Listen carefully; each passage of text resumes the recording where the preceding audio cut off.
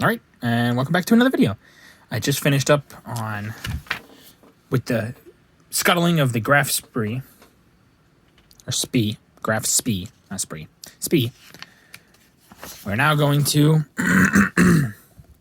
Sorry, I've got real bad stuff, yeah. The Germans scuttle the Columbus, December 19th, 1943. 1939, not 43. I think I said that like multiple times now, even in the last video. So if I did 1939, that's what I meant. If I said 43, but December 19th, 1939. The Atlantic liner in flames. After being intercepted by a British warship about 300 miles off the coast of Virginia on December 19th, the liner Columbus, the third largest and one of the most luxurious vessels in the German merchant fleet, was set on fire by her crew to avoid capture. She belonged to the North German Lloyd Line and was a favorite with the American tourist trade. In the top picture, she is seen blazing furiously from stern to stern. Below, her crew are seen taking to the boats. As we can see here, there's the cruise liner up in flames. Her crew masterfully getting off the boat. At least they got off it safely. Airmen from Down Under arrive in Britain, December 26, 1939.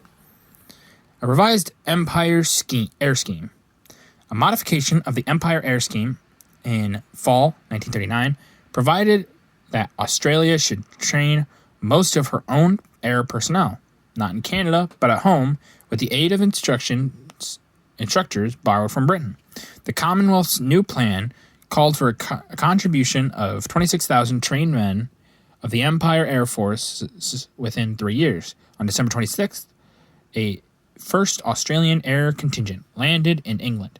The picture shows them disembarking at the South Coast port. There's those Australian airmen, but they are subjects at this point still. The Commonwealth, I mean... I don't believe Australia is its own country yet. It's still a part of the British Empire. So, but yeah, there's those airmen. Oh, we got a big page here. Some additions from the colonies to the BEF. December 27th, 1939 to January 9th, 1940. Indians in Cyprus arrive in France. Political controversy over the domain status did not, sorry, that was a little hard to see, prevent the material expression of the overwhelming desire of the Indian people to take an active part of the struggle for freedom. Detachments of the Indian Army Service Corps, still a mainly unmechanized force, began to arrive in France at the end of 1939, where their columns of pack and draw mules offered a valuable supplement to motor transport. The picture shows some of the drivers in the camp in France.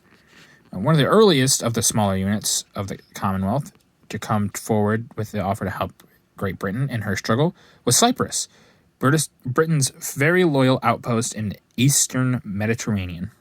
From the very beginning of hostilities, recruits flocked to join the Cyprus RASC, and by the turn end of the year, a contingent of them had arrived in France with their mules above, ready to assist in the transport of stores and similar duties with the various units of the BEF. And here we have the Indian troops. Now that guy's got a sick mustache, I gotta say. Look at that thing. That is a sick mustache. My man knew he was rocking it. That man also's got a sick mustache. Look at that. These guys had some style back then. But they're ready to go fight. They also look kind of happy to be taken a picture of. It's kind of cool. And then here we got the Cyprian. I don't know how to say it, but the people from Cyprus. They've got their mules there. They're like, hey, gotta get these in line.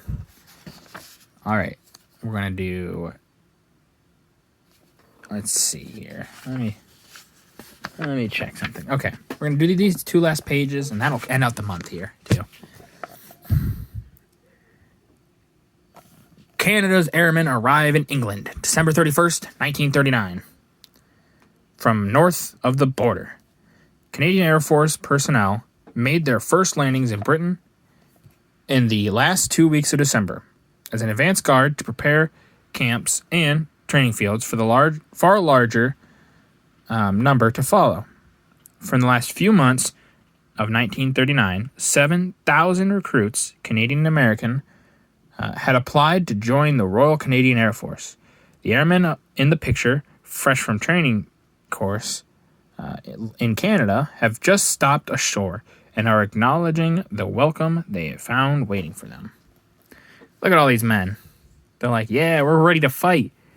Many of these people, I mean, they were proud of their countries. They were ready to fight the tyranny of the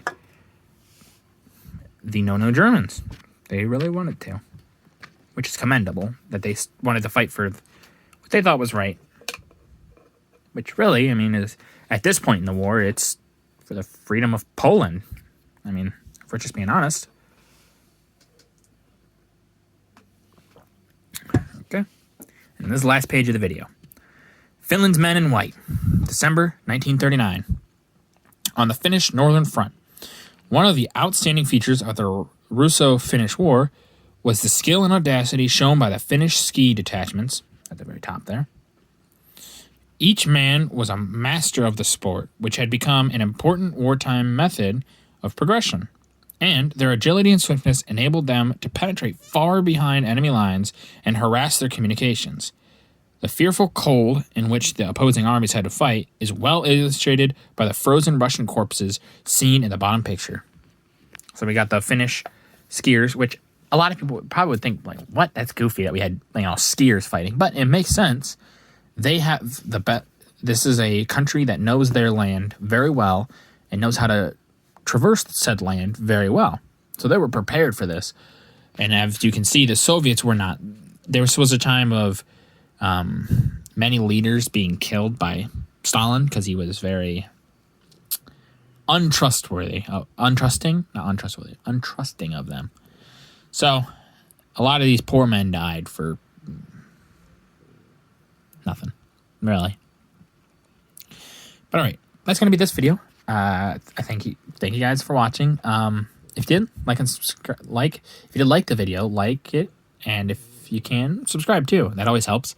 Yeah, thank you.